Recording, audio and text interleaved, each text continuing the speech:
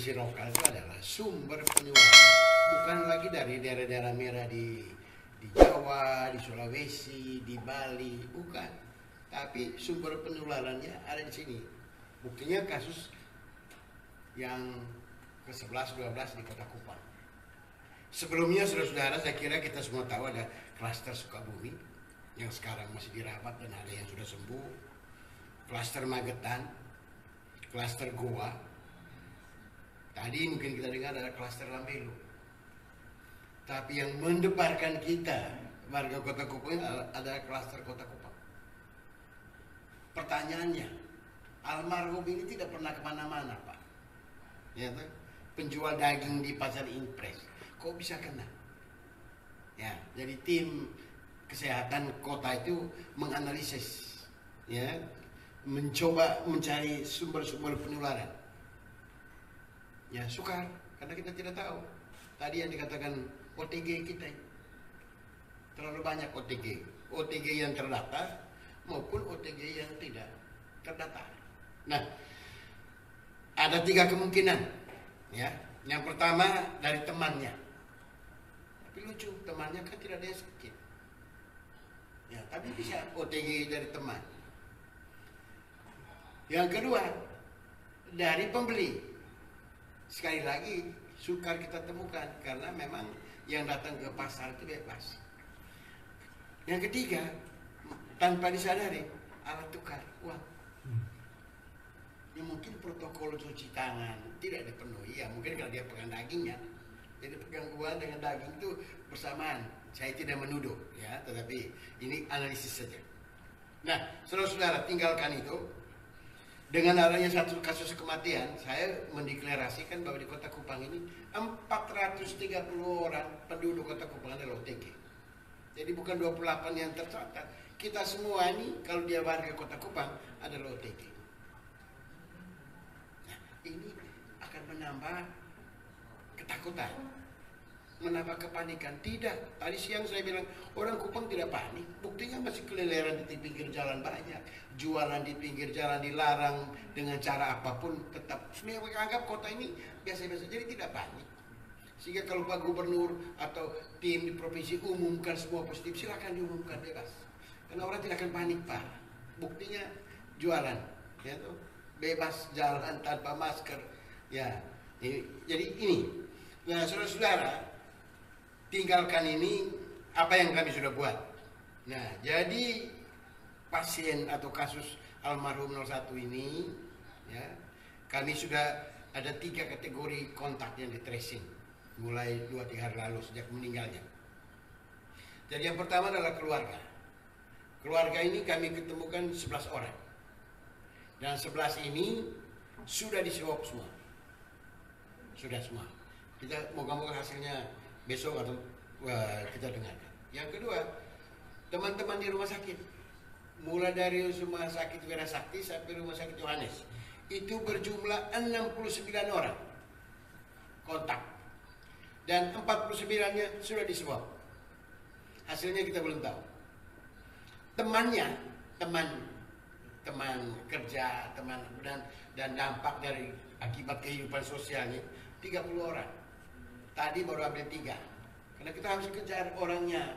Orang harus dipanggil, ya tuh, nomor HP-nya. Jadi untuk sementara tadi itu dari 110 kontak kita sudah ambil 63.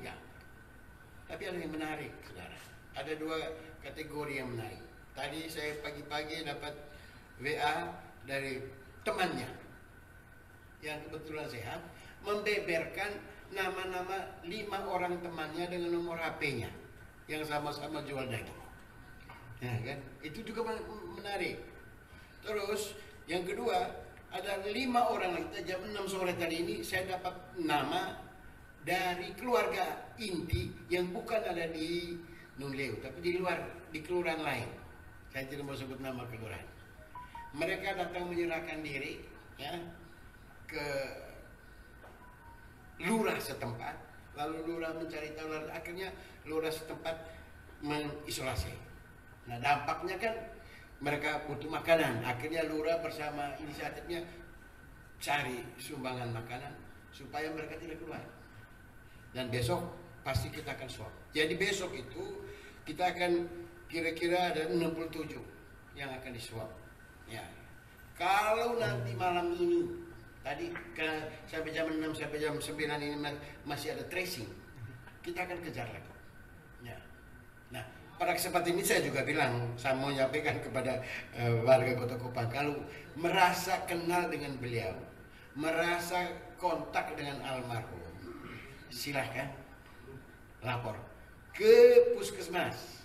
Jangan pikir ke rumah sakit Yohanes, karena rumah sakit Yohanes itu rumah sakit rujukan. Dia hanya menerima rujukan dari rumah sakit atau posko Kota Kupang. Nah, posko itu dapatnya dari puskesmas. Ya. Kalau saudara pergi sendiri akan dipungut bayaran. Bayarnya itu mahal sekali, bisa 500.000. Tapi kalau Anda masuk dalam jaring kita, saya kira negara punya urusan. Nah, tujuannya negara itu melindungi saudara, jangan bikin tambah susah lagi, kan gitu. Akhirnya kami siap. Ya. Saudara-saudara,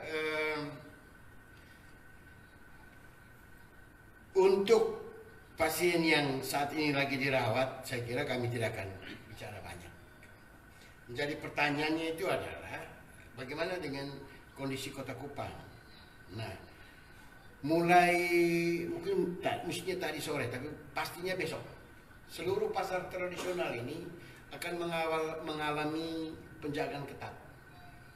Jadi perusahaan daerah pasar, lurah di mana puskesmas pasar itu berada, dan tenaga Pol PP Kota Kupang akan ikut memantau. Yang pertama, masuk itu harus dengan bermasker. Jadi yang berkunjung ke pasar itu bermasker. Yang tidak bermasker diusir. Minta maaf. Warga Kota Kupang, saya terpaksa sedikit kasar, ya terpaksa. Karena ini sudah tidak, karena saudara-saudara tidak panik ya. Pemerintah yang saya anggap saja saya yang panik. Panik itu akan kita kasar sedikit. Ya, itu. Yang kedua, di dalam itu pembelinya yang diatur. Itu skenario sampai dengan hari ini karena kasus tidak berkembang. Tetapi kalau ada kasus tambahan di pasar, maka ada strategi yang lebih keras, ya.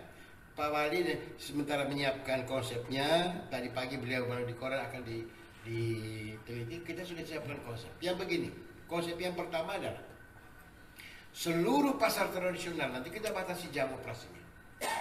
So kalau tutup beresiko untuk warga Kota. Jadi kita buka jam, misalnya tadi konteksnya kita konsep ya dalam peraturan Wali, jam 05 sampai jam 10 itu dibuka. Habis itu tutup. Jam 3 sore sampai jam 6 bukan lagi. Nah gitu. Tetapi pelakunya bekerja 24 jam di pasar. Jadi kalau mereka urus kasih bersih itu kami tidak halangi. Tetapi untuk pembeli kita batasi. Nah, ini belum, ini konsepnya supaya masyarakat tahu. Tapi dengan pengawasan ketat.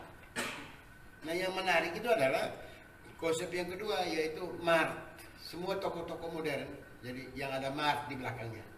Jadi Kota Kupang ini kan banyak sekali yang ada mart. Saya ambil contoh satu mart yang besar di kota ini. Sudah berbursa ini. Kita akan mengusahakan semua mart itu bukanya lebih cepat. Dia kan buka jam 10. Kalau bisa kita buka jam 8 pagi, lebih pagi, dan tutup jam 6 sore. Tutup jam 6 sore. Malam tidak. Kenapa?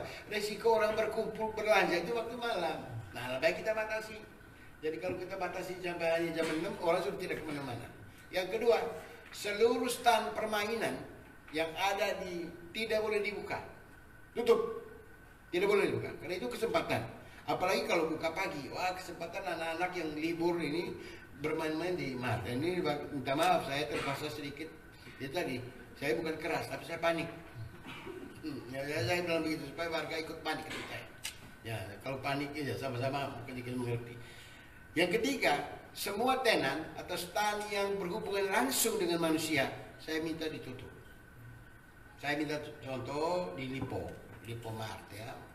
Lipo ini mereka sudah Lipo Plaza, mereka datang, oke, kita sepakati. Jadi tidak ada lagi yang misalnya kap salon tutup. Nah, besok saya lagi minta Dinas Pariwisata untuk memantau semua kap salon yang ada di Kota Kupang. mungkin kita akan batasi jamnya, termasuk cukur rambut, ya, pangkas rambut, supaya membatasi jam ketemu manusia. Sekali lagi saudara, ini bukan karena kita mau menghalangi ekonomi orang, bukan, ya, tetapi ini demi kepentingan bersama. Di kasir-kasir yang resmi itu kita minta jaga jarak 1 meter 1 meter. Di beberapa apotek di kota ini sudah dipraktekkan. Ya, saya sendiri datang melihat dan saya minta rakyat pasang strip 1 meter 1 meter 1 meter. Ya, jadi lebih dari 5 tunggu di luar. Ya, tapi jadi tidak boleh lagi nih. Kemudian petugasnya semua harus pakai handskoot untuk melayani. Nah, gitu. Jadi kemudian kalau ada stand makanan itu ambil, beli, jadi pakai Grab, pesan, jadi tidak boleh makan di tempat. Nah, ini sedikit rancangan dan saya berharap peraturan wali kota itu tidak akan keluar kalau warga masyarakat ini ikut taat. Memang ada berpikir ekstrim, ya. Mau menyadarkan orang di kota ini, saya rencana besok atau lusa saya sedikit agak ekstrim. Saya mau keliling, staf saya akan keliling Bapak Peti Mati dengan rumah. Lalu tinggal kita pilih, Anda mau tinggal di rumah atau tinggal di Peti Mati. Sedikit ekstrim. Dalam rangka itu tadi, supaya orang sadar. Kalau tidak begini, itu begini. Karena saya bilang tadi, bukan OTG, tapi OKB, orang kepala batu. Itu yang berbahaya sekarang di kota Kupang. Ya jujur, saya takut OKB ini, orang kepala batu. Apalagi kepala bebatu. Aduh, lebih OBB itu. Orang bebatu dan kepala. Itu lebih berat. Nah, itu dan ini pemerintah jujur sudah tidak tertawar. Jadi, kami mulai kemarin sudah pakai penyuluhan dengan mobil. Hari ini mulai ada 2 mobil, 3 mobil. Dengan mobil BKKBN. Saya tadi minta staf untuk isi suara wali kota, isi suara wakil wali kota, isi suara Pak Kapolres, isi suara Pak Dandim. Nanti lagi kami akan cari dari tokoh-tokoh agama, ketua sinode barangkali, uskup, ketua majelis ulama. Nanti kita isi suaranya lalu dipancarkan di tempat-tempat umum.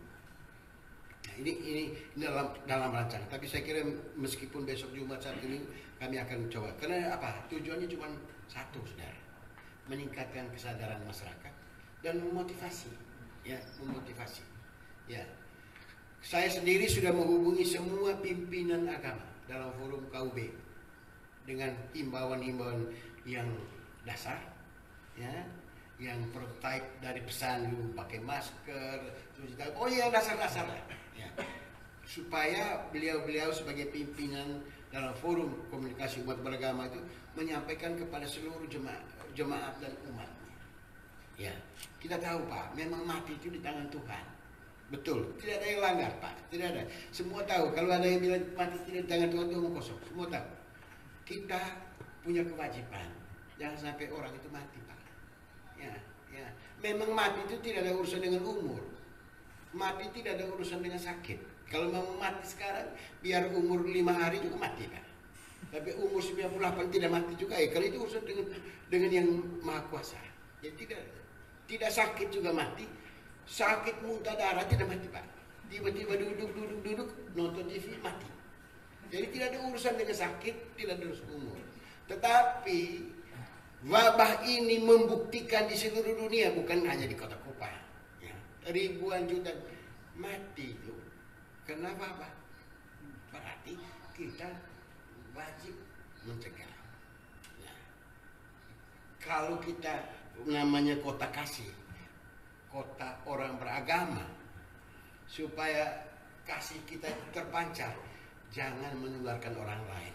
Cukup diri sendiri yang kena, yang baru kita obat. Ini karena ini dampaknya. Saudara saya yang meninggal ini, ya, dia tidak kemana-mana, dia kerja tekun dengan, bahkan dia saudara-saudaranya di rumah itu banyak sekali, kemanusiaannya tinggi, sayang, ya, mungkin dari uang tadi tidak cuci tangan, ya, atau dari temannya, tetangga di meninggal. Karena itu pada malam yang baik ini seperti himbauan Pak, saya hanya menyampaikan, menegaskan kembali. Yang pertama, warga Kota Kupang, saya minta ikuti segala himbauan-himbauan yang diberikan. Mobil-mobil unit kami itu jelas di mana-mana pasang spanduk himbauan dasar. Ya, ikut himbauan-himbauan. Yang kedua, mobil itu juga penyuluhan tentang larangan-larangan. Ikuti larangan-larangan. Kalau kita mengikuti larangan, mengikuti himbauan, menjauhi larangan-larangan tadi, saya percaya tidak ada penambahan lagi. Jadi saya kira ini, dan kedepannya kalau toh ada permasalahan-permasalahan di Kota Kupang, kami dengan senang hati untuk dikonsultasikan.